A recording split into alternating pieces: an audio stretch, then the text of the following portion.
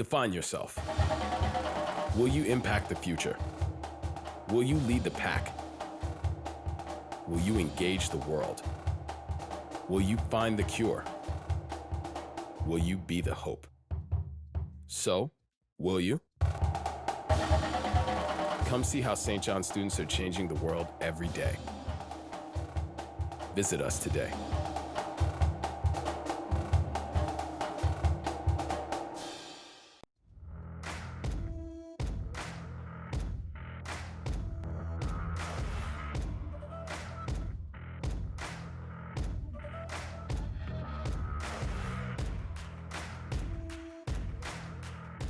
Our academic and applied esports program provides our competitive gamers a national stage to compete with other Division I universities. Our academic objective allows us to use esports to foster innovative, interdisciplinary connections. Esports right now is an ever-expanding career field, and having the opportunity to showcase its many facets through education is really inspiring.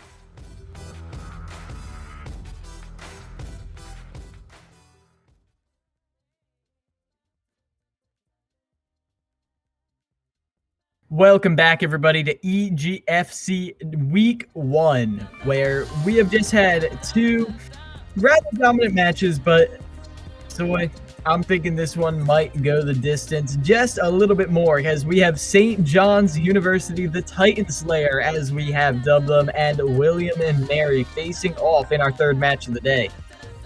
Yeah, this is an exciting matchup, and high expectations on both of these teams. William and Mary last year, they were one of the big three in that independent conference. They only took 2 losses all regular season, both of which came to our current defending champions, Mississippi State. So a lot of pressure on them to maintain that hierarchy that they have established themselves as. And St. John's, while they had a bit of a rocky season, they finished the season at 9-5, and a couple of their big wins came over William and Mary, Colorado, and Siena, the season 1 champions. So a lot on the line here in week 1 for these two. Yeah, you definitely want to put your best foot forward here, and I think that's just what we're going to be doing, as we've got some pretty good players coming out. I think it was Mr. L was their first one out the gate, and then Claytron, which, if you don't remember, has had some very dominant performances, could be an anchor on many other teams. Yeah, 2 heavy hitters right off the bat, and I don't think these teams would have it any other way. Mr. L was one of the most consistent point earners for the Red Storm of St. John's. They were consistently, mostly Pikachu throughout the entirety of Season 2 last year.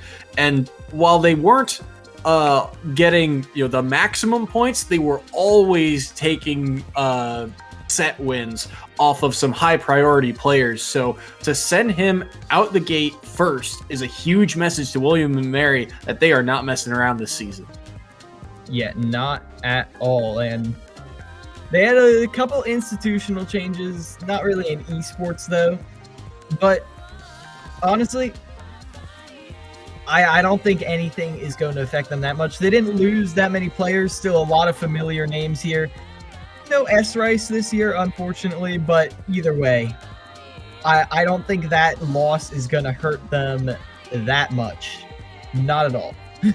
Yeah, no, a talented roster, and on William and Mary's side, a lot of the names are returning, including one Outer Rim is a player we've been kind of waiting to see. He got a lot of the spotlight last year, often anchoring for William and Mary on the opposite side, and so he is going to be a player that is going to be interesting to watch. Where do they slot him in? Do they put him in early to answer to St. John's here, or do they keep him on that backside as that anchor when the game might matter the most? Yeah, and speaking of how much the game matters, as you said, this is a sort of revenge match almost between St. John's and William and Mary, based off of how their last season went. So the question is the bigger pressure on William and Mary to not get upset again, or on St. John's to keep making the upset? Like, honestly, they've both got high expectations weighing them down. And the question is how they're going to handle that. I don't know if the strategy is going to be that versatile in terms of who they're putting in what order, but each player has that in mind of, I want to either do what we did last year or not let what happened last year happen again. Yeah, it certainly is in the back of all of these players' minds, because St. John's was one of those teams that I think a lot of people had their eyes on as a possible upset, bracket upsetter, a bracket breaker in those tournaments. But when it came crunch time in those playoffs, they were a first round and out type of team. They could beat whoever they played in the first round, but they couldn't get any farther than that. And William and Mary, they ended up being top 4 at the end of the national bracket in the EGF. So there is, again, these are two schools that we know they are capable of being that championship caliber. It's a matter of, can they hold that high of a consistency throughout the season? Yes. It's very heavy hitters coming out right off the bat. Pikachu coming off of his second major win. Second glitch win, in fact. As some very nice early percent combos right here. Using that Thunder to cover the recovery, but hey, you're not the only one with that Nair. Mewtwo's like, hey, I had that first. Multi-hit air, that's my thing. As they do get the drag down across the stage, but not quite as lethal as Pikachu. Yeah, these are two characters that are, in that more combo than tank type of field, but they are also two characters that I think really beat up on each other. Pikachu, infamous for getting those drag down Nairs on just about every character in the roster, but Mewtwo also has that Nair and can chain it into a lot of things. Like you see, that up tilt can string those forward airs together. These are two characters where I think it's going to be a very fast-paced matchup. Yeah. I like the forward air right there. An attempt at a short hop in right there. And after that one early percent combo, they really haven't found their way in. Mr. L struggling right now. Short hopping around, avoiding the shadow balls, but just allowing Playtron to completely control center stage. Finally gets enough air, but can't lead it into anything at that weird angle. Now, Mr. L has to play so careful here at 130%, and Mewtwo, he's got a lot of surprisingly good kill options with that tail, just so much space that he can cover, but that is the downside of Mewtwo, is that he is a larger hitbox, which Pikachu can abuse. Yeah, now, struggling to find a kill is going to hurt a lot, and missing that tech is going to hurt even more. Against the bottom of the stage, a flat stage like that, you're not going nowhere. As now the up throw finally does it. That's one of Mewtwo's strongest strengths in every game he's in, the kill throws. And now without that, it's going to be a little tougher. But Playtron had some good stuff at early percents. But now that Mr. L has cleaned up their gameplay a little bit, we'll see if they're able to get away with that again. Yeah, it's going to be really difficult, too, without these platforms. As these platforms move away, just the combos are just going to become even more extended. Mr. L with an opening, but great parry into forward tilt to say, get off me. As Playtron now, down throw into the back air this time. Good option right there, covering the air dodges. Playtron, it's a lot more of a nail biter this time. Look at this though. Using the quick attack to just quickly reposition across the stage, and now missing the tech chase, but Playtron's doing all right. Not getting quite caught up with the aerials on shield, and it is constant shield pressure, but there are little gaps that Playtron is able to slip out through. But in the end, they're just taking so many stray hits now, and now the quick attack almost leads into a punish, but again, Playtron is being wise to avoid the DI traps, but the stray hits are adding up. It's been 30% over 30 seconds, but 30% is 30%. And it's just such a good job by Mr. L to kind of duck and weave. Like you said, Playtron has his moments where he can try and get out of the pressure, but Mr. L, he's starting to catch on, reads the roll, and finds the up smash. Yeah, now after being down so bad starting off the game, Mr. L has turned this around. looking to play this lead as best they can, and there are the back airs, extending it with the dash attack instead of going for too much. Mewtwo's too floaty to get too many shenanigans, especially as Claytron was SDIing out as hard as they were. Going to try and get in the back air edge guard, but Pikachu can just wait for that floaty double jump to put you out of the range to punish. Able to get the side B into the forward air to get the finisher right there, but still, not a lot to climb. And now, off of that parry, big opening from Mr. L to get this edge guard, getting the 2-frame with the down air, but they accidentally give them the second chance at life with the quick attack. Now Claytron is back on stage, 90% borrowed time. How can they make it work, Soy? Well, that get-up attack is going to be the first opening, really, for this stock for Claytron. But the mistech, and that's going to be the end of it. Great job by Mr. L, catching him with the jab reset and cleaning up game number 1. Yeah, very nice stuff. When the comeback, we talked about it so much in earlier games. When the comeback starts coming up, when you see that horse riding over the horizon, you can get jittery, you can get jumpy, you can drop some basic stuff.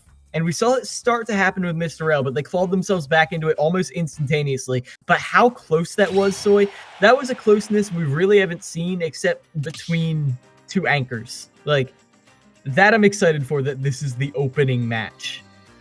Oh, yeah, absolutely. And really, I mean, think of it this way, too. Those were two of those stocks were off of mistechs, it felt like, right?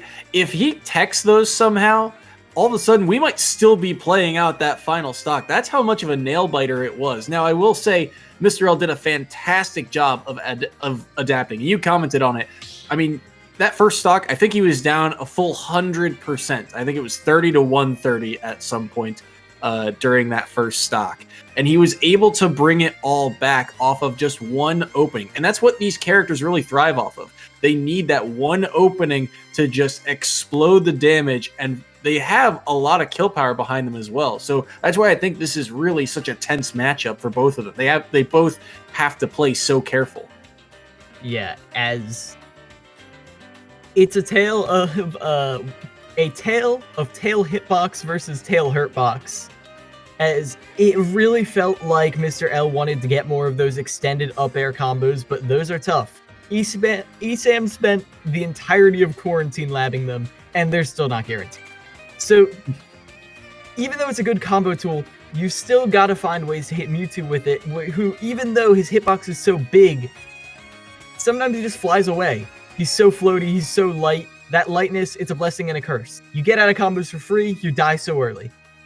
And, well, I'm thinking that the combo game is going to get better as we go on, but we'll see as we're going into this second game.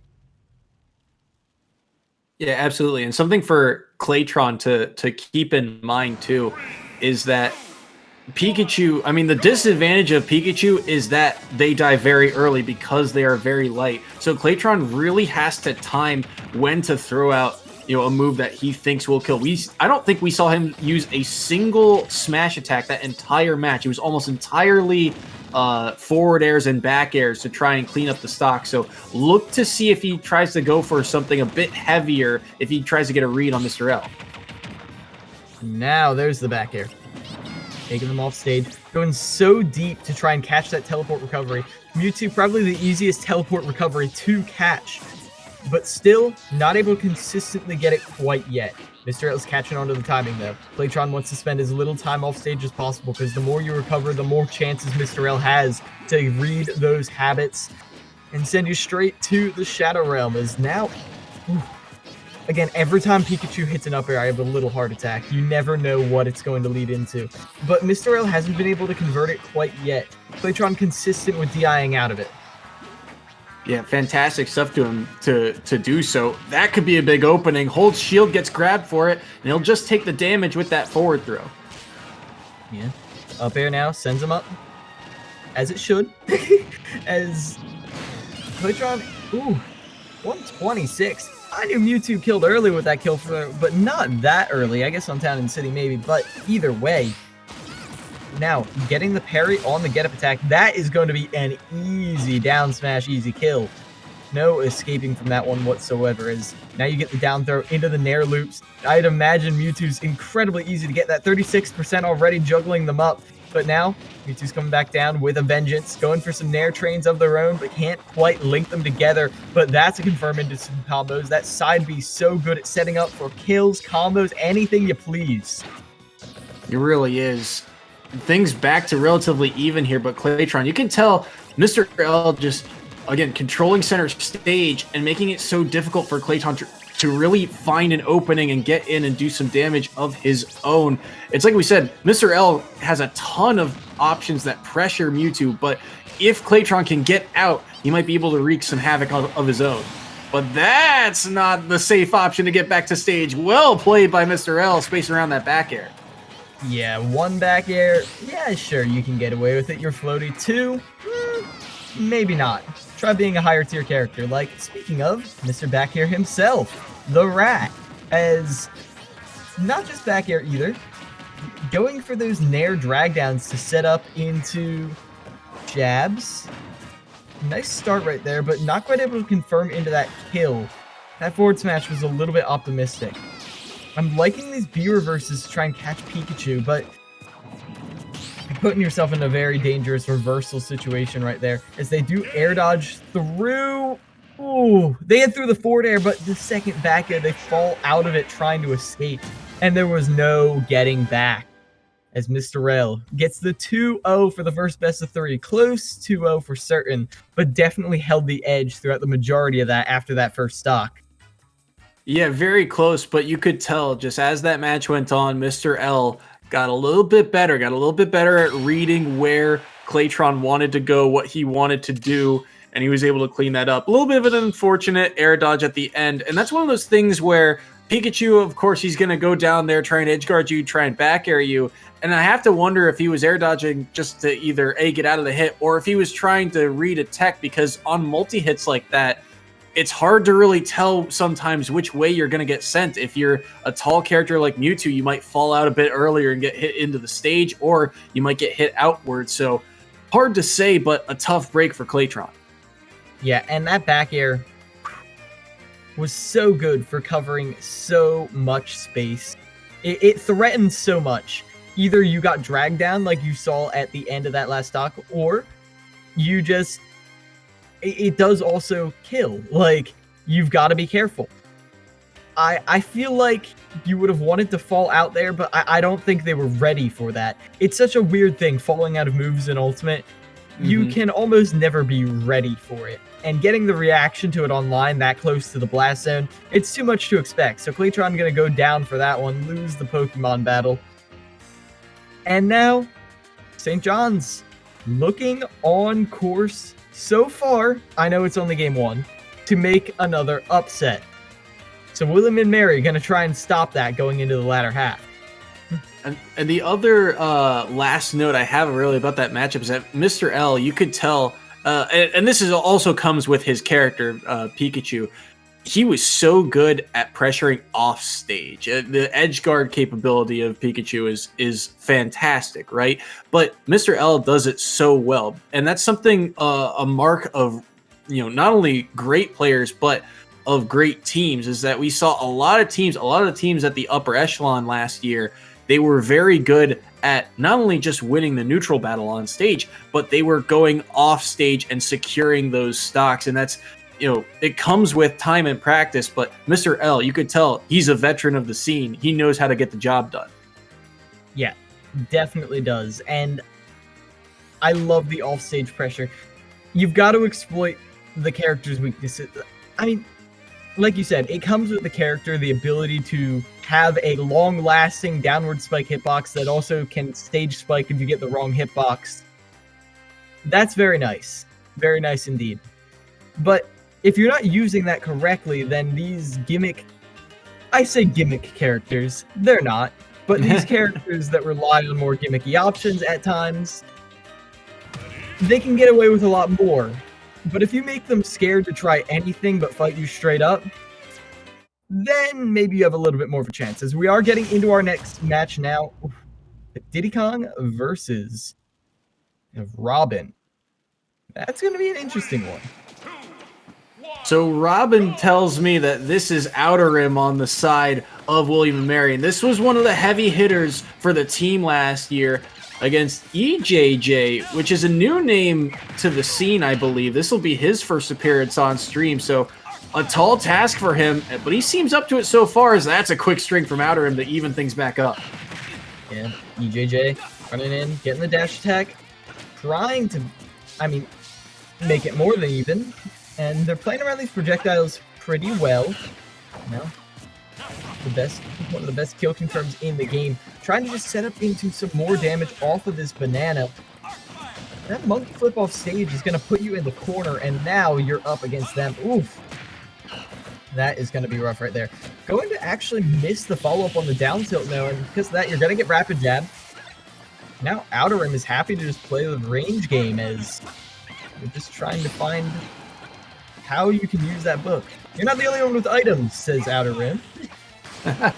Yeah, and this is one of the things about Robin, is that they have, that book which they have to utilize. So between the sword, the book, they have to keep track of all of the amount of times that they use those moves, those specific properties. But that's a great catch with the neutral B. I like that. Normally you charge that up and wait to get the full hitbox of it for more damage, but just a great snipe is enough to clean up that stock. Yeah, very great snipe, as that is going to be the kill confirm off of the banana.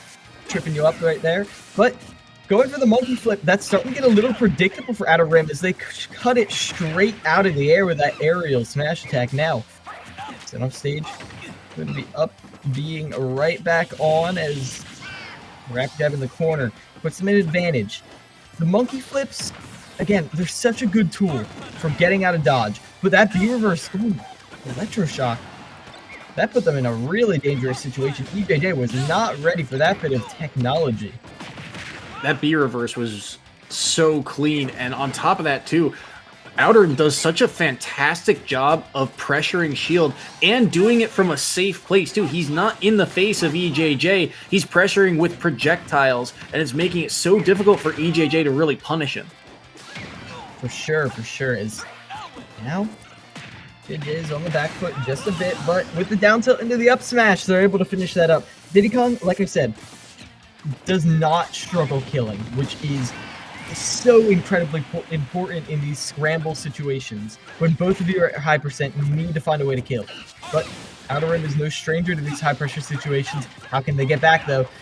You don't want to drop this game one, especially not when it's so close, but now you're at disadvantage against Diddy Kong. You finally get that, ooh, into a second one?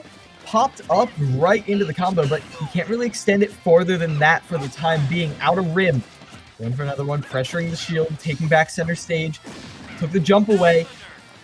Ooh, and that's an air dodge. Is EJJ just dead? They never touched the stage. I don't know if they didn't know they had a jump, but because of that, they're just gone out of there. And Outer Rim sneaks out a game one. Yeah, an unfortunate SD there from EJJ in what was a very close set, but William and Mary will take it either way to get themselves on the board with a single point. But like you said, this was very, very close, and these characters, neither of them lack kill power. In terms of neutral, I have to favor Robin just a little bit more, because if they land a stray aerial, all of them, while that Levin sword is active, are just so scary. And Diddy Kong, it is so difficult sometimes to get in on a character like that. And if they misspace something, they drop shield too early, it can be so damaging to them. So the pressure here really is on EJJ to make a play and play pristine. Yeah, and that's the thing about Diddy Kong. It gives you one of the best neutrals in the game and some nice kill confirms, but it's getting to the point where all that matters that is the issue. You can win neutral again and again and again, but if you're against a player of Outer Rim's caliber who can sort of make up the gap in, I don't want to say playing neutral for you, but having more tools in neutral, like make up the fact that you don't have all the same options that Diddy Kong has, then you're stuck, because you don't have the best boxing options against a character who, if you slip up once, if you misspace one thing, is gonna hit you hard.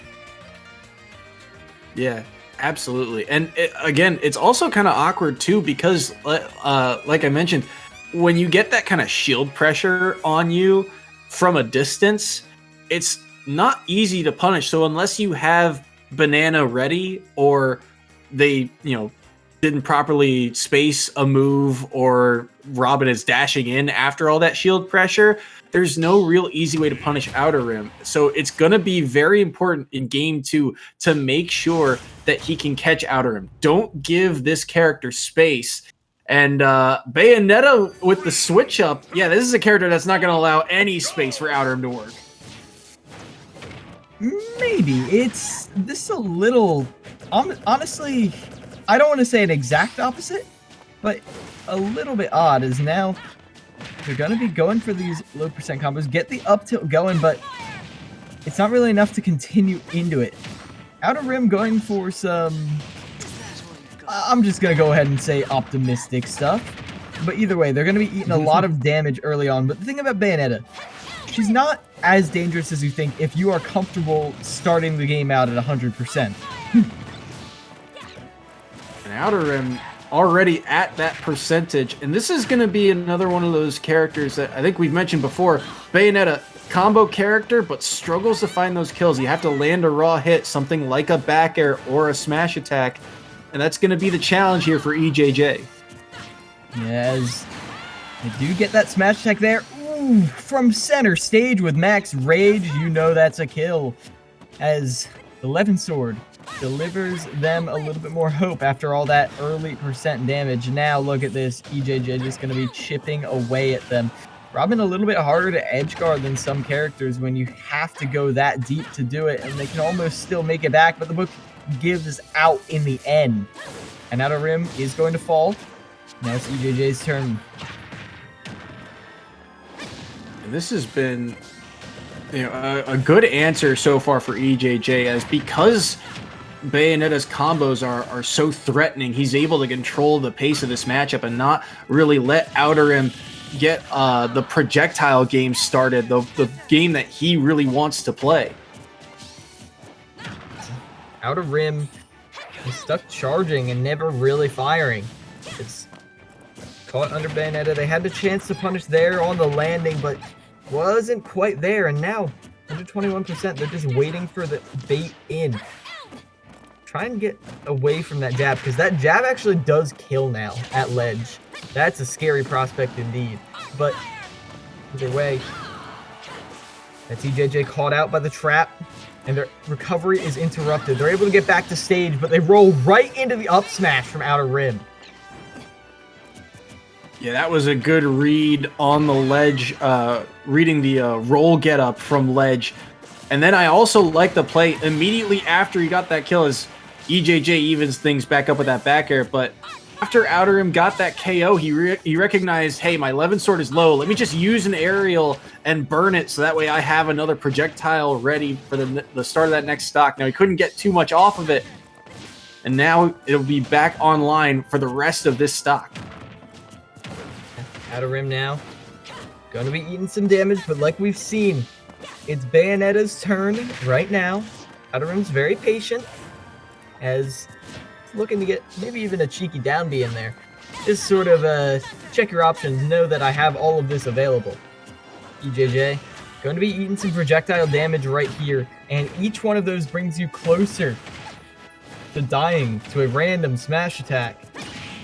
Or not exactly random, as you can set up into it with a down air. Spike into up smash now. Outer Rim has them off stage, and they're able to snipe them with that. The electroshock doesn't quite do it though. EJJ, are they finished? Caught on the ledge with the flame. Going to be the finisher right there. Checkmate. That will be Outer Rim, bringing it back just a little bit for William and Mary. That was a really fun last sequence. I mean, you catch EJJ off stage, but what was interesting is that EJJ, he goes for that downwards angled side B, and you think, oh, he might have dipped a little bit too low, and he's able to make it back to stage. But Outer Rim recognizes that. He knows this character and says, okay, he must know a way back to stage. Let me preemptively just cover that ledge with the side B and instantly set up to a classic combo. That side B to run up forward air is just so threatening, and every Robin knows it. And with that 11 sword online, is able to clean up that stock and get William and Mary back into the game. Yeah, 4-5, not a insurmountable lead at all. St. John's had a good, strong performance opening up, but that heavy hitter coming out, they're going to appreciate that they don't have to deal with outer rim anymore, but they know that William Mary still has some strong players up their sleeves. I mean, come on. They were one of the top 3 of last year for a reason. St. John's has gotten the upset before. They know what is lying ahead of them. Question is, are they still ready for it after this long break? Yeah, that is the question. And like you said, with outer rim off the board, it's up to some of the newer faces of William and Mary to really step up. And speaking of new faces, EJJ, I think that was a very strong performance for his first set on stream. I mean, to go up against someone we know is a heavy hitter from last year and to push them to a last stock. Now, he wasn't able to get a game, but 4 points is the minimum amount of points you can earn through a set. So EJJ, a lot of promise in him. Yeah, definitely did. There were a couple moments right there, especially in the Diddy Kong set. One more neutral win, and you would have taken it home. But it felt like in those last stock situations, outer rim, the experience just gave them the edge that they needed to figure out how to get out of the scramble and into a winning situation, into a kill setup, whereas EJJ was just fishing. And, well, nothing was biting today. Yeah, so with that, we get ready for the next matchup. We've got, I believe it's Titka versus North. Titka representing St. John's, and that's a name I recognize from last year. Went between a couple different characters, but it was mostly among the high tiers of characters. I recognize Pikachu and Joker from last year were 2 characters he used. So that is a handful to deal with here in a pivotal set number 3. Yeah, St. John's definitely going to be happy utilizing those top tiers as best they can. Sometimes having too many top tiers is never a bad thing. Like, people try and value the character diversity in their team, how many different options they have, how many different play styles. Sometimes you just need 3 Jokers. That's all you need. I knew a team with all 3 or 5 Palutenas. Why not? When you have all those options, you know, why not? And St. John's, they were a team that last year, part of the reason that they could not get the job done in the playoffs was because a lot of their points came from players like Mr. L and like Titka. And once those players were off the board, the depth of their roster started to fall apart. So heavy hitters here being used by St. John's early. We'll see if they can get enough points and how the rest of the depth of this roster does. Yeah, you saw North trying to circle Titka around, but not going to be led so easily. North going to be keeping them at a distance that I will eat my words. Turns out after that one combo, Titka is led so easily, as now they're just playing soccer in the center of the stage, and, well, no hands. No blocks either. Not throwing anything. It really feels like Titka, after they got that one opening, now they're in the mid-percent combos.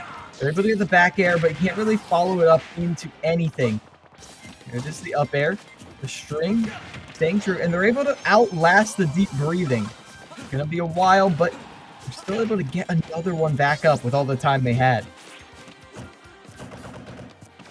That's great job there, holding that shield through all the hits of back air. And North is another player for William and Mary that is new to the roster, so a big important set for him. And right now, he's got the percent lead, but this is danger territory, able to air dodge and DI away from that thunder and hold on to his stock for now, but the pressure off stage is on, and he's able to clean it up. Nice stuff right there from North. When you're starting to get your lead taken away from you. Ooh, hitting the soccer ball back is actually going to do 20% to North right there as they're bouncing along the stage. going to be holding this center stage, but that dash attack is going to put them in a very rough situation. Now there's deep breathing coming back, though, so it makes Thitko respect a lot of these options a lot more. And throwing out that nair, if the landing hitbox just isn't going to get it to you, is now able to hit the soccer ball back, but you're still at 71% after that one interaction. That was a huge turnaround from North to get that one combo, and now there's a ton of pressure on Tika to make this play happen, and he can't do so, can't find a way back to stage. That up air cleaning up stock number 2, and still at 146, North survivability being the key here for him. Yeah, and you can see a bit of desperation coming out from Thitko at some point. Just a random up smash coming off of the Angel platform, the back air, not able to follow it up into a ledge trap either. North running away with this percent lead right now, dropping the soccer ball down, but they'll avoid that just fine now. Thitko had the opportunity to get the stock, but it's the weak hit of dash attack. They can't even get that kill confirm, and now North has deep breathing again. This could be the game right here. That shield almost goes down, but the back air through platform is going to get them back in this fight. The ledge trap, though, going to get them 93% on Thitko and a dream. 2 stocks on North still, and like you said, Tika, he's really struggling to find a way in. Look at all these projectiles he's got to deal with and find a way back to stage. Finally does so, but he's living on borrowed time. That neutral B cleaning up the last stock. So North with a 2-stock win in game 1. Yeah, very, very nice stuff right there from North. It felt like they got in Thitko's head in the first 30 seconds when they stood under the platform, charged a projectile, hit him with it, ran to the other side, 60%. And sure, Thitko got a good early percent combo. They got some strings together, but that was really the tail of the whole thing. Thitko would get a couple things together, and then North would loop them around, run them around in circles, and then get the hard punish whenever they got the chance.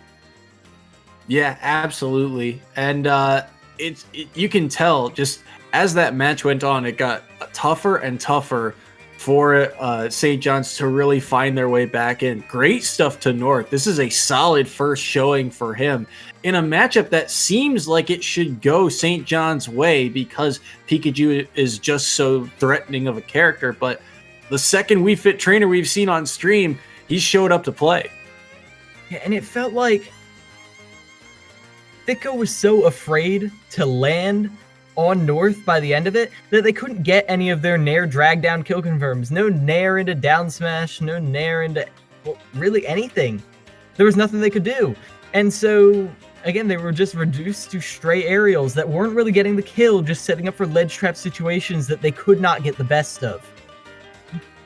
Yeah, and when you're only landing, half of your combo like that, because a lot of Pikachu's moves, end up in just an aerial, you lose out on all that percent, and Pikachu kind of needs that percent before they can really get that kill and throw out those kill options. So that's going to be the key here in game number 2. Can they find a way to get those combo starters going rather than just landing those stray hits?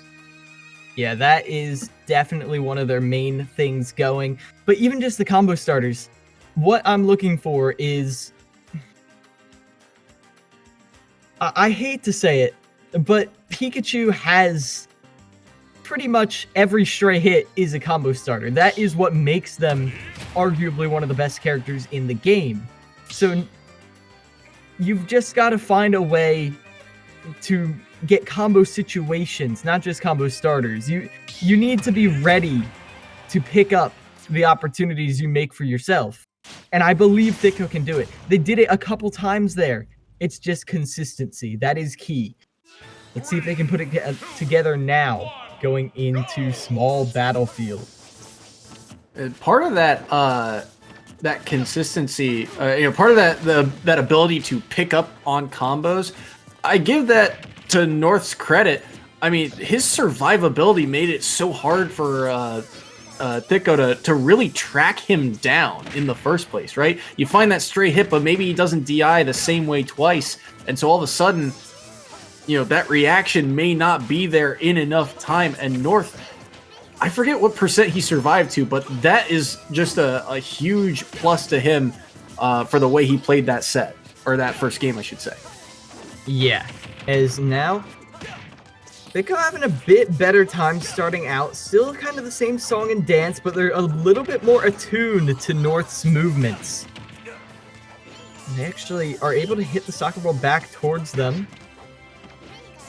Deep breathing is up, and Thicko knows not to approach them after last time. Yeah. They finally try and go for the mix-up. They're like, okay, you're not going to approach. Fine, I'll do it. And they just run straight into, well, the sun. Ooh, that dash attack nearly killing, and now Thicko's got to play super careful here. 127%, one stray strong hit will do it. And North still not really at kill percent, but this is a chance. Edgeguard not going to do it quite yet. Can't find him. And North, again, surviving, finding a way back to stage. Yeah. Throwing out that soccer ball right there. Going to be just fine for the time being. The back throw, going to put them in a very uncomfortable spot. If they were able to get that back air, you saw the start of the back air going, but they didn't expect to be reversal from all the way across the stage. And because Thicko isn't approaching as much, they have deep breathing up almost constantly. That's why that killed.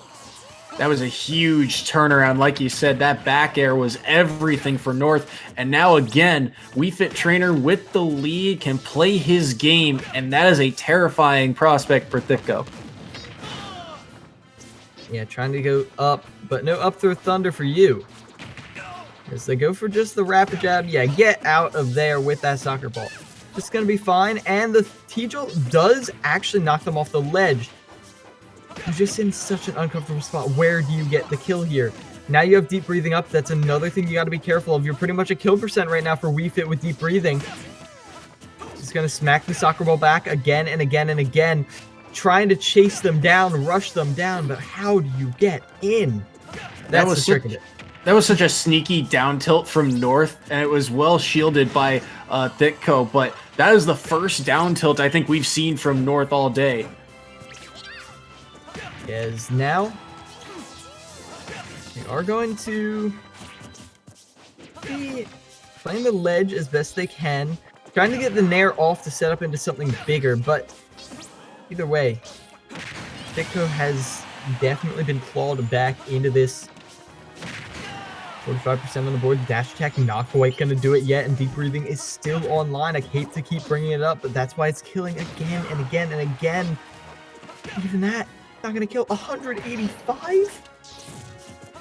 And the up B, he's able to get back to stage 2, just gets hit by the hitbox right there. You thought might be the opening, but look at how well North can get away, but that one will do it. Too high of a percent to tech, and so finally Thicko is on the board, but look at how far behind he is already. 73%, make that 83, and he's on his last stock. He's still got 2 more to take if he wants to find a way back in this one. Yeah, hitting, it felt like in those early neutral interactions, Thicko had something going with just constantly hitting them back, and then North said, okay, you're not approaching? Watch this. I cannot approach harder and get double the damage. And that's exactly what they did. Now, they're using this soccer ball, trying to space them out, going for the jab kill confirm right there, but North will punish them for that. But they drop the up air chain, and because of that, North's just going to skate away scot-free. Try and pressure the shield, but you run right into the soccer ball again and again and again. It's like a Three Stooges bit.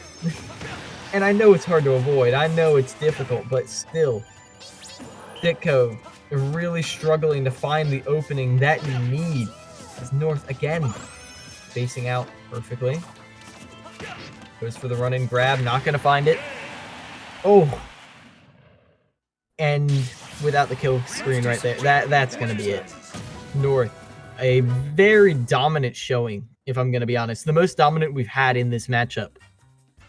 Yeah, that was fantastic from North. And that's one of those things where, you know, you could tell he was just in control. It felt like from stock number 1, when things were even, the second he got the lead, he was going to play his game, and he just, again, imposed his will. And it's like you said, just got hit by Thitko got hit by the same moves over and over and over again, but it almost felt kind of demoralizing the moment he lost that back air trade. It was just like, I can't find any grasp of momentum, and it just would not work for him. So, I mean, fantastic stuff to North too, and I really do got to commend his survivability, because Pikachu is a character with kill options, but he made himself so hard to track down. It felt like almost, I compare it to like a ZSS match where they're just constantly jumping, flip kicking, making themselves so hard to hit. That's what it probably felt like for Thitko trying to track down that Wii Fit trainer. Yeah, and that frustration didn't get to them as much as we've seen it get to some other players in EGF, but still definitely hurt them so much towards the end right there. There were times where they got that weak hit of dash attack, and I felt that in my soul. Like, because that, if all else fails for Pikachu, you don't get the early percent kills, you don't get the drag downs, you can at least get the dash attack.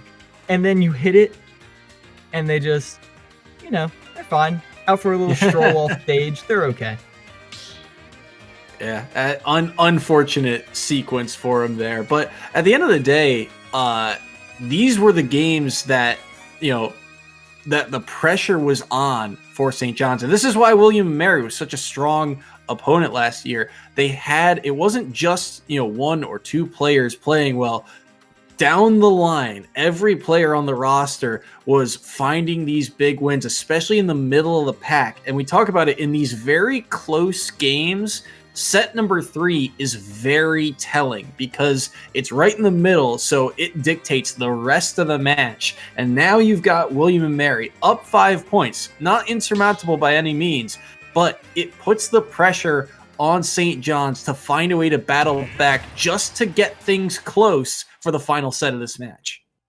Yeah, and I think it says a lot that after 3 games for both these teams, they haven't even reached what most teams had after 2 in our first 2 matches. This is not a domination. This is a nail biter right now, as Dizzy will be the next competitor coming out for William & Mary up against Alomamola. Thank you very much, Soy.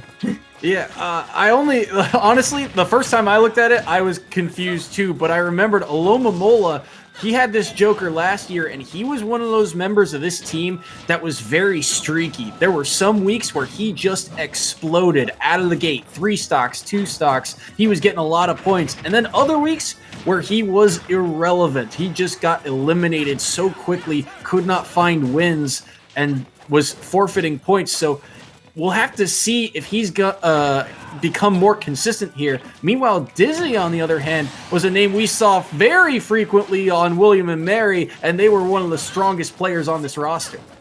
Yeah, not only did they just stack up the percent, they ended it in a heartbeat. Now, they're going to stack it up once again, trying to carry them across the stage with these chains. Arsene is going to save their life, though, for the time being. They're able to get the opening off of the Nair, but the back air is going to whiff thanks to a high jump from Dizzy. Dizzy using their ability to jump high and dive back down to really be elusive when Lomamola is going for these kills. Love the edge guarding here from Dizzy, not afraid to go off stage at all. And even with Arsene on the table, just not afraid to go in, and Lomamola finds himself down in a pocket here. Yeah, they're going to be playing around this center platform, but it's going to be a Lomamola controlling underneath it. If you go above, you're getting dragged down.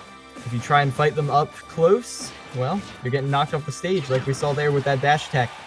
But you go all the way around, you can sneak in a back air, and now it's you in advantage. But Dizzy still having trouble. The forward throw almost going to be enough. Dizzy's spacing right now is impeccable. He whiffs that grab, but just barely, and he's able to get it right back with the up smash there. So Arsene off the table to start this last stock now for Lomamola. Yeah, now, gonna whiff the spike though. Dizzy has the stock lead. They can play around that to get around Arsene.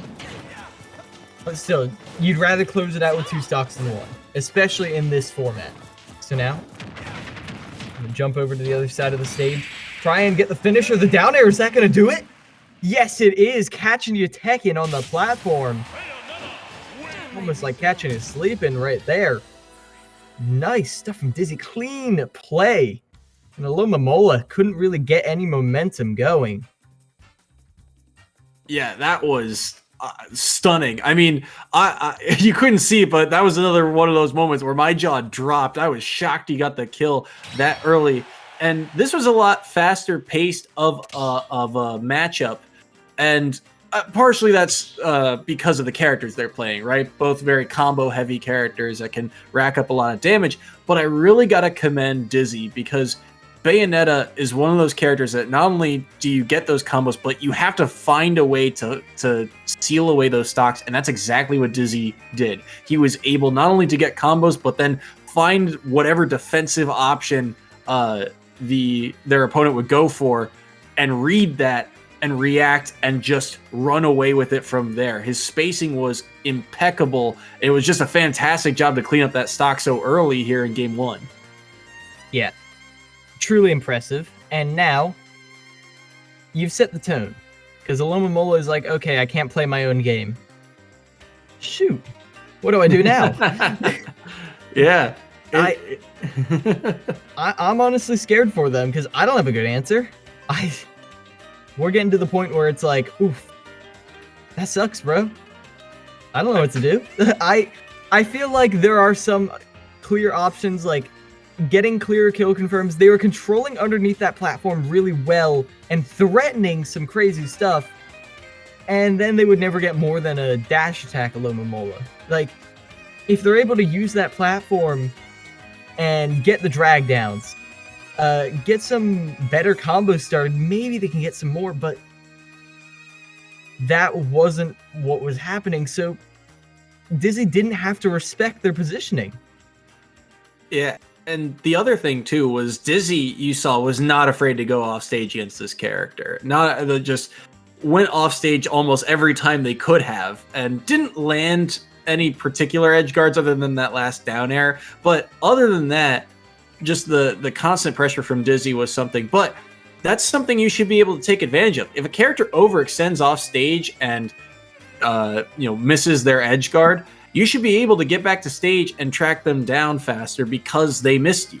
And so that's something I think to look for as this set goes on here and entering game number 2 is if Dizzy goes off stage, do they have an answer for it, especially when you get back to ledge, because you got to get there quickly and you got to be able to react fast enough to catch Dizzy recovering after that extension.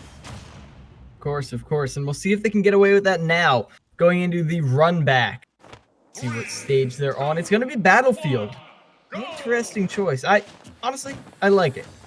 Bayonetta doesn't get as much from platform extensions as she has in the past, so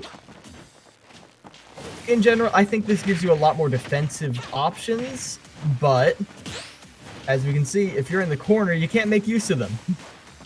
It also forces a lot more close-up interactions, and that's what I think Alomomola is going for. But the problem is Dizzy has just done such a good job, even here, just weaving in and out, making Alomomola whip his grabs, and now a punish here on the combo. That back air gets him up to 98 and sends Arsene onto the field. And now Arsene, big boy's out to play. Going to begin using that forward tilt to send Dizzy off stage, and that counter on the upbeat, nice punish. That is the kind of threat you need to be putting out there on a more consistent basis, because otherwise, what reason do they have to respect you trying to get back to stage? I actually like that combo. That's going to be the kill. Took the jump of Dizzy and is able to clean that up, and he survives the forward smash too. That's a massive stall out there, but Dizzy cleans it up off stage. What an off stage interaction.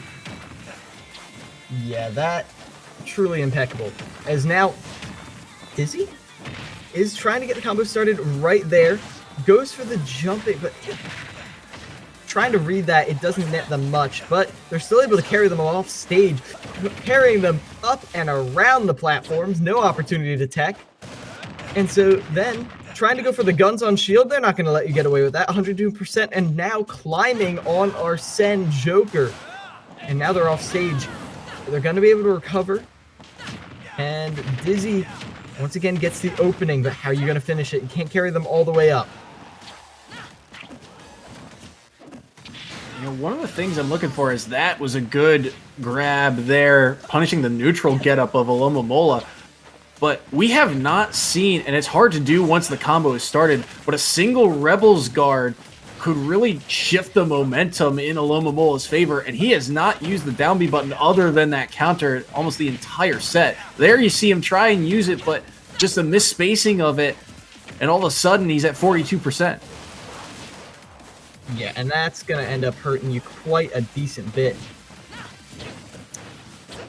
Stock down, it hurts, because Joker should be able to find this kill. But just going for the random up smash read on shield shows a little bit of desperation. The back air with Arsene isn't going to quite find the kill quite yet, though, and back air sends you off stage. Now you've lost Arsene on your last stock. You may not even get it back at this point. If Dizzy goes that low, the tether recovery, though, is going to save them, snapping right to ledge. But that's a witch time. The fist straight up and out of here.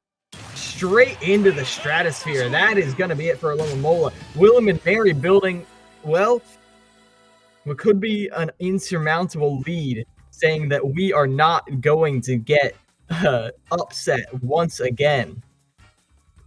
Yeah, and well, 116 points isn't quite right, but it was a still a very fun and entertaining match between Dizzy and Alomomola. Now, the big thing there, I mentioned that Alomomola hadn't used his counter. I didn't even think about Dizzy. He hadn't used Witch Time all game. Why? Because he had the presence of mind and the really control of the game flow that entire time. He was all over Alomomola, which is why I thought maybe Rebels Guard would change it up. But when you're down a stock like that, and when you have the kill potential that Joker has, it's easy to kind of throw out a move that, you know, might get you a kill, like a forward air or something along those lines to regain pressure. And that was just very well played by Dizzy to recognize, okay, this is when he's going to get desperate. He needs this win, and this is when I can take advantage. So fantastic stuff to him for cleaning up that set. Yeah, and now St. John's, they might be a little bit out of it, but they still have an anchor, hopefully waiting in reserve. To me, this is the test of roster strength, because we talked about how players like Mr. L are getting them a lot of their early wins, a lot of points.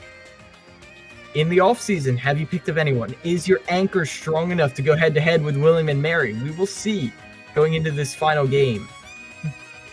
Yeah, absolutely. And this is the part of the roster that St. John's struggled with last year. Do you put Alomomola or Mr. L in that fifth slot, knowing that, you know, teams go through that strategy of, okay, well, maybe we want to save our best player for last. Maybe we send them in now. It's something that St. John's kind of struggled with last year. And William and Mary, it feels like they came out with the heavy hitters right off the bat and just never looked back throughout this roster. Even Dizzy, who we know is a heavy hitter, if he's fourth on the roster, I can only imagine who's going to be the fifth player here. Yeah, we kept saying, oh, now this is the scary player on William and Mary. Mm-hmm. Oh, now this, Dizzy. Oh, yeah. Oh, North. Oh, man, you got to watch out for North. At this point, who isn't scary? Let's see who the last fifth monster is coming out in William Mary, because they're getting their stage bans done now, and I'm kind of excited to see it. I have to just check in. Just getting some hand warmers out of the way real quick before we really get into it. And honestly, I'm glad. A little bit of a gentleman's agreement going into the end of this set. It's important to show respect. Make sure your opponent is ready before you smack them down. Yeah, and we were talking about the one last note on the depth of roster is that this is one of the reasons William and Mary was so scary last year. Is that not only did they have top players like Outer Rim getting them a lot of points. S Rice last year was worth so many points to them, and I believe Barrett was on this roster as well. And when you have three good players, it's something. But just down the line, if North is going to step up and be as good as he was today, this is a terrifying roster, and again, a roster that feels like it's championship caliber. And that was the question for St. John's today: was it's week 1, but can you hit the ground running and deal with these championship rosters? And today, it just wasn't their week. Yeah. The early season jitters maybe getting to them. They're not quite the Titan Slayers that they once were, but they have potential. All of these games against the heavy hitters, for the most part, have been close. The most dominant games have usually been 2 stocks that were very down to the wire. I'm not saying it could have gone either way. William and Mary definitely had the edge for the majority of it, but I think that St. John's has some fight left in them, given that this is only the first match they are playing of the entire season. Yeah, absolutely. And St. John's is one of those teams, we saw they've got some new faces to their roster too. EJJ had a great performance despite taking a loss. And the rest of this roster, they're veterans. They were here last year. They understand the format. And speaking of veterans, Jay Grunt is another huge player for them. Yeah, I think these are just the warm-ups that they were going for right now. Ooh, I love that nair movement right there. Oh, and we are going to be getting back into this soon enough. Bear with us, folks, as we... Well, as we said, just getting those hand warmers out of the way, and it's looking like it's going to be Greninja versus Piranha Plant.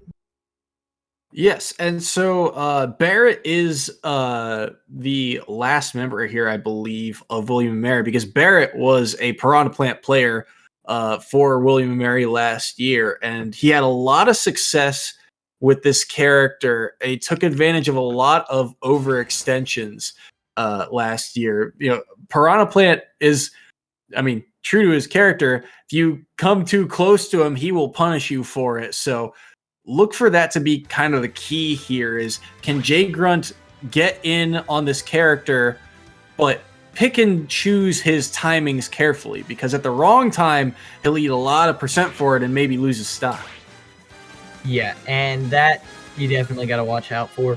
I feel like Greninja in particular can struggle because he does have some amazing poke tools in the form of run-up down tilt, in the form of uncharged water shurikens. The question is, how are you going to get a chance to use them? I feel like this is a game that could be decided in 3 or 4 interactions, not because of how, not because you're going to die in 3 or 4 interactions, but because if you run in and down tilt and get smacked by a Spatui, or you run in and down tilt and you can't get the follow-up because they, have that uncharacteristically heavy statistic, that can get to you mentally when stuff just isn't linking together like it should, like you deserve to happen. And if you can't fight through it against a character like Piranha Plant, then they're going to dominate you all the way home. Yeah, and it's like you said, I agree that this match can be won or lost in 3 or 4 interactions, and it's mostly because of the percentage that these characters can do. Think of it, think of that Poison Cloud, for example. The percentage that thing can rack up is... it baffles me every time, and that's just for, missing a shield punish. You're right. It's the damage these characters can do is incredible, but that's why this matchup is so volatile, because one of them's gonna win that interaction, and if they do, all of a sudden they're at kill percent. Yeah, for sure. And That's the struggle. That's the question that you got to keep asking yourself over and over and over again. I'm wondering, I liked the movement coming out from the Greninja, so maybe they have more tools. Like, the Falling Nair is an amazing combo starter. The up air juggles are a very key thing, though against Piranha Plant that's a little bit scarier to go for because, well, you don't get grab armor when you're hitting them with a long multi-hit up air. So I think Greninja definitely has the tools to win this matchup. But again, like you said, a Piranha Plant of their caliber isn't going to get tripped up so easily. And the other bit to look into this matchup about is the edge guarding potential too, because I think Greninja is going to have a lot harder of a time edge guarding this Piranha Plant. Whereas if J Grunt finds himself off stage at high percents, he's got a lot to overcome between Patui, Down B, Poison Cloud. It is not going to be very easy for him to get back to stage. So he has got to win his battle on stage and do it quick. Yeah, I definitely agree with you right here, but as we are getting into it, we'll see if that recovery is as exploitable as we are coming out to believe. It's immediate center stage control, forcing J Grunt to fight through that Poison Cloud, but then they do get dragged down off the stage. Just going to let them back on, though, because, again, you don't want to contest that until you have a very good read on how BFG is getting back to the stage. And using these platforms, too, is going to be important. We talked about how, J Grunt's going to have to find his time to go in. That was a smart counter on the Poison Cloud to get in on J Grunt. Even though he's throwing out that hitbox, the counter will beat it. But things evening back up here as that up smash going to send J Grunt off stage. Be back up. Uncontested again for the time being. Just going for the ledge trap, trying to get a feel for their habits. They didn't catch the ledge jump that time. Maybe next time they will. J Grunt. It's off ledge, safe and sound, but they're just keeping themselves in the corner. Using their high jump that time to get back to center stage, but they run right back into an up smash from them. BFG has them off stage. That truly rolling off. That gave me a heart attack right there. They're able to avoid that down B for the time being. The Nair, though, will eventually finish them. That was such a smart Nair, too. Covered most every option left, and J Grunt, you could tell off stage is where he's going to struggle, and BFD taking full advantage of every aspect of this matchup that he can. Yeah. Going for those down tilts to try and set up into one of Greninja's best kill confirms. Down tilt into forward air. And actually, using a bit of flood technology right there to try and mess up BFD's recovery. Not going to work out the second time, though, to get around that water scot-free. And now you get to the part of finding the kill. Greninja does have some great kill confirms again. Down tilt fair is amazing, or just raw fair like that. How are you going to finish it, though? Like, when you're losing access to kill confirm after kill confirm with every interaction, you've got to get a raw aerial or something. And I think BFD knows it, too. That's another smart counter, though.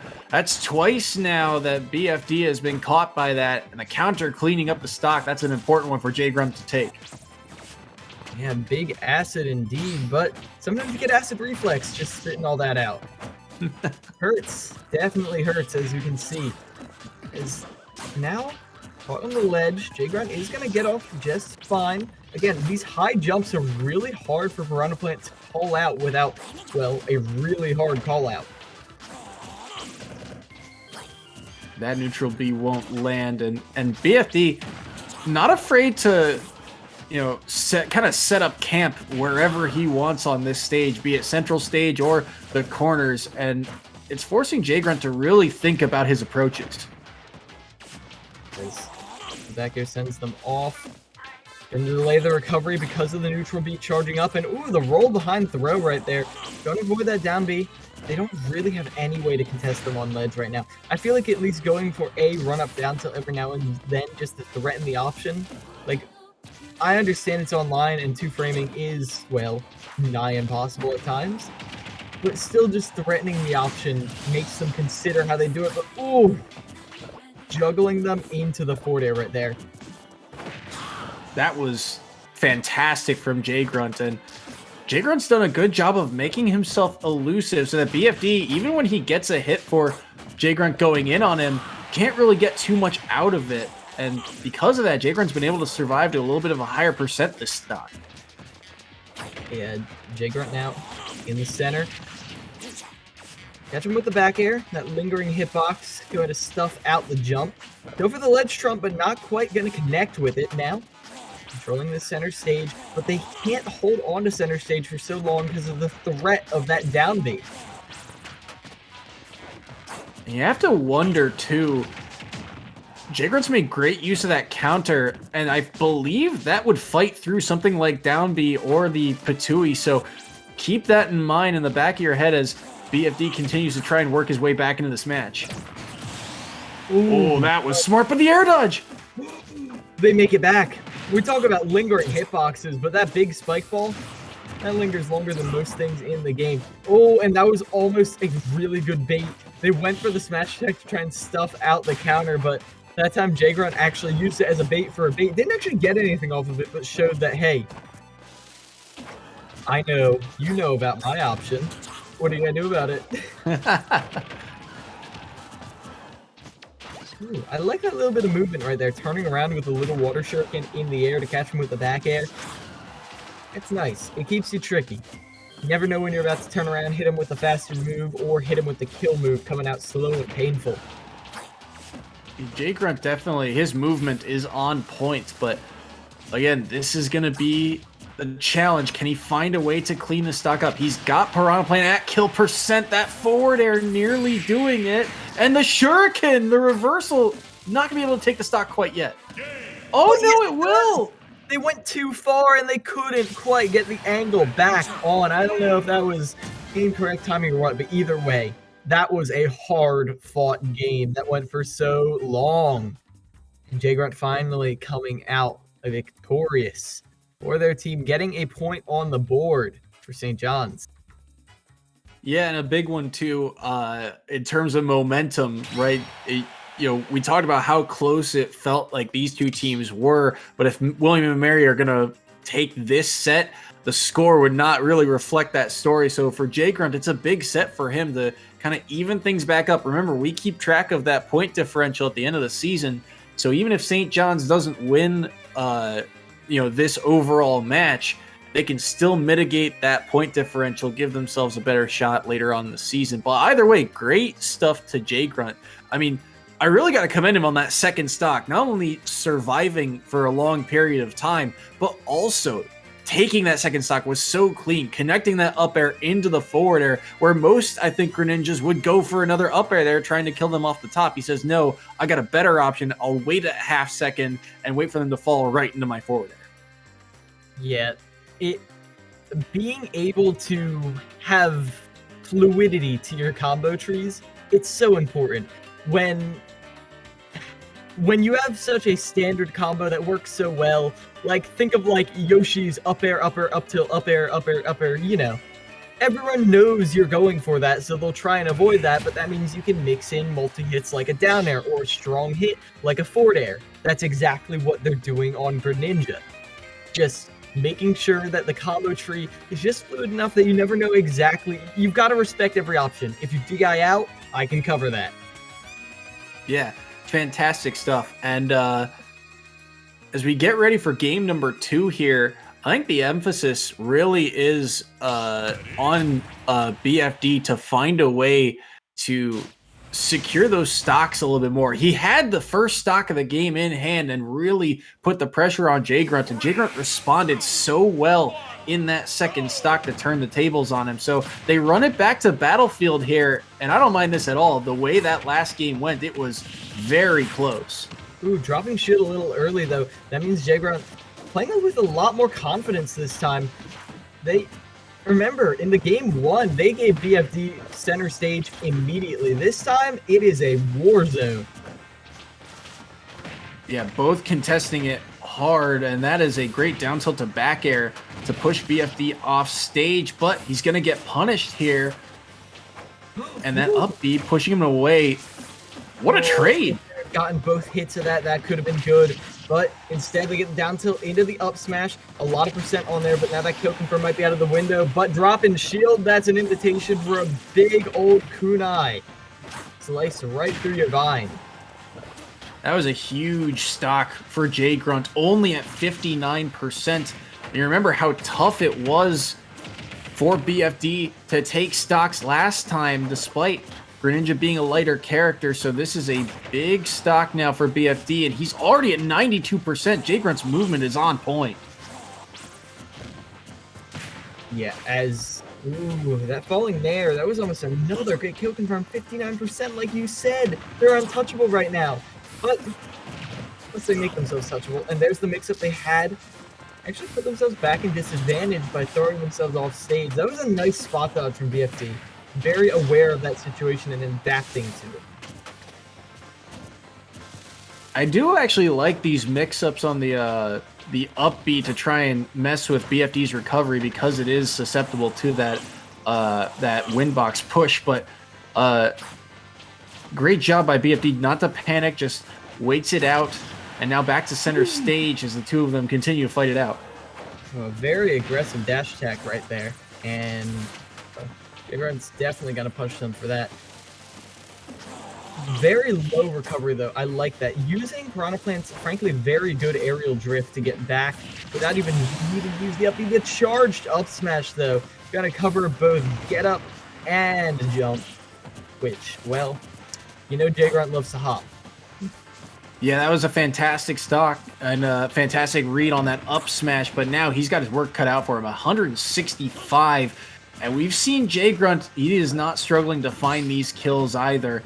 And I think it's partially because he's taken some of your advice in those run-up down tilts. We saw a lot of it in stock number 1, and I think we're seeing it more here in stock number 2. Yeah, goes for the grab. Not quite gonna find it though. That ambiguous movement inside the poison cloud is terrifying. Now, BFD's cleaned up their gameplay quite a bit, but as I say it, they jump around in neutral for a little too long to go for the committal option. It gets punished by the short hop forward air. That's 2 stocks with that whiff punish. Yeah, it's huge because it puts BFD on his last stock, and so only 56% on Jay Grunt, and he's starting up the combo once more. 63 already. Another up air into the back air, make it 80, and his edge guarding not going to follow through quite there, just waiting to see where BFD goes. And it's a couple times now he has just recovered low. This will be one of the first times he recovers high. Oh, goes for the ledge trump right there. Takes away that option of going back. Neutral up smash BFD. Kind of fishing at this point. And there's no tech right there. Plenty of time to charge up that up smash. BFD was like a deer in headlights looking at that flashing little frog underneath him. Sent up into the stars, and that will be a win for St. John's University. They're not going to win the set overall. It's going to be a 10-16 scoreline. But thankfully, that scoreline does help convey how close a lot of those matches came down to. Yeah, it really was very close. And congrats to Jay Grunt here picking up that last one. That is not an easy task. I mean, we talked about that matchup in depth, and it just felt like Greninja had his work cut out for it. But Jay Grunt showing his knowledge of the matchup, and he was moving. That was his movement was on point throughout that set. And the fact that he was able to clean it up, not just winning that first game by 1 stock, but then to improve upon it in game number 2, win it by a 2 stock, really shows how he was really getting a read on that matchup. Yeah, for sure. And man, I loved the whiff punishes. I love them. That forward air, it can be so hard to hit in neutral. So when you make your opponent so antsy that they walk right into it, it's a work of art right there. It really was. And, this was one of the heavy hitters for St. John's last year. And the problem was he ended up being at the back of the roster sometimes like this in this anchor spot where St. John's might not have been in the game in enough time. So it's something to consider for later on if they want to maybe battle William & Mary later on in the season, they might put Jay Grunt a bit earlier and depend upon someone else to anchor that spot. But Jay Grunt, it feels like he's back and in full swing for this season. Yeah, very good stuff. And we might get a chance to learn a little bit more about William and Mary's side because you guessed it, folks, we are planning to go to a little interview in just a little bit. We're going to go for a short break. When we come back, hopefully we'll be able to talk with North from the side of William and Mary, that amazing Wii Fit trainer. So don't go anywhere. We'll be back with North in just a couple of minutes.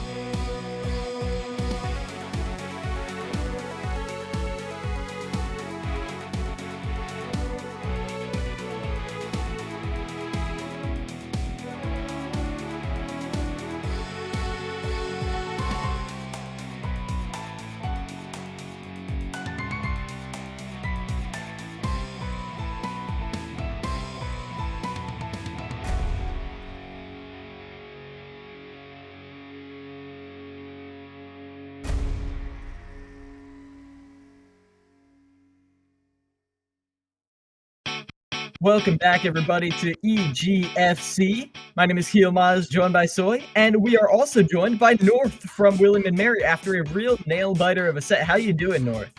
Doing good. How are you? We're doing great after that amazing performance you put on, and I've got to ask, you had a lot of heavy hitters come out. Soy was going nuts over each one of you again and again, each time one of you came out. So did you have any rationale for why you sent players out in the order that you did, or was it just a case-by-case basis? Yes, it was. I don't know. I guess it was a case by case basis. I just wanted to avoid Mr. L, to be honest. And then, yeah, and then I didn't feel like comfortable against Pika, but like I was like, why not? And then oh, sorry. Continue. oh no, I'm done. So my first question to you, this is your first time playing in the EGF, correct? Correct. So how do you enjoy the format? I think it's fine. I just wish like I wish the first pick was like blind pick. Like yeah, but other than that, I think it's fine. Yeah, of course. Also, I do just want to go back. You think you're not that good against Pikachu, and then you give us what probably was the most dominant set of the whole series? I mean, the matchup is bad. Like, the Reef Pika is. Listen, I believe you. Pika beats everyone, blah, blah, blah, blah. I'm just saying, you beat that. So, anyway, though, going back to a more broad sense, how did it feel like knowing how close things were? Like, William and Mary, a big part of the storyline was that you all actually got upset by St. John's last year. So, like, was there any sort of special prep you did against St. John's going into this week, or were you just playing your best? I mean, we knew the players, and I was actually supposed to go in against Mr. L, but he went first, so and we agreed to a blind pick, so and then I guess I just went after that. We didn't really have like a game plan after that, I guess. Yeah. Mm-hmm. Well, after it all got disrupted, you all recovered pretty well, considering I'm talking to you in the winner's interview, so Thank you. I got one more question for you, and Okay. that's with how well this team did last year, what are the expectations for you as a player and your team as an organization going into this year? I don't really know. I guess to just do good and try our best. I didn't even know that we were like that good last year. I didn't even know like they had a Smash team before I joined. So this is all, I don't know, like kind of new to me.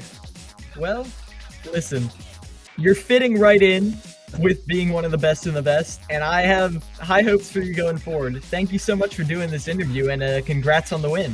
Thank you. Of course. And now we will be closing out just for the time being, but don't go anywhere. We do have one more game tonight, so stick with us. We'll be going on break for a couple more minutes. When we come back, we're going to be seeing two more colleges battle it out.